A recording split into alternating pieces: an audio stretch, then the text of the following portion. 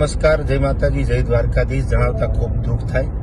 ધંધુકામાં ગઈકાલે બેરહેમીથી એક ભરવાડ સમાજના યુવાનનું મર્ડર થયું. આની પહેલા પણ કિશન ભરવાડનું મર્ડર થયેલું.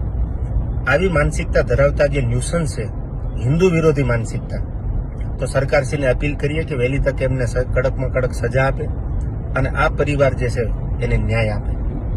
રહી વાત બીજી કે ડાયરા ખૂબ ભેગા કર્યા છે, તો તમારા દુઃખમાં પણ ભેગા છે. ભરવાડ સમાજ જ્યારે પણ હકલ કરે ત્યારે એમના બધાય પરિસ્થિતિમાં ઊભા રહેવાની પૂરી તૈયારી છે. ખુલ્લે આવીને ઊભી રહેવાની તૈયારી છે.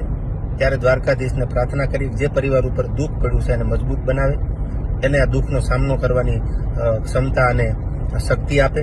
અને સરકારને ફરી અપીલ કરીએ, કાયદો અને વ્યવસ્થા સાથે એને ન્યાય આપે, એવી આપણી બધાની માંગ છે.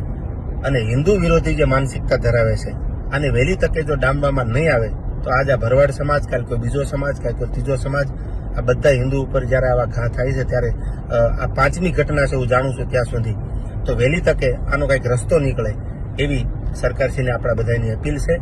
અને જ્યાં જરૂર પડે ત્યાં હૃદયથી, તન, મન અને ધનથી ભરવાડ સમાજ સાથે છીએ. જય સિયારામ, જય દ્વારકાધીશ.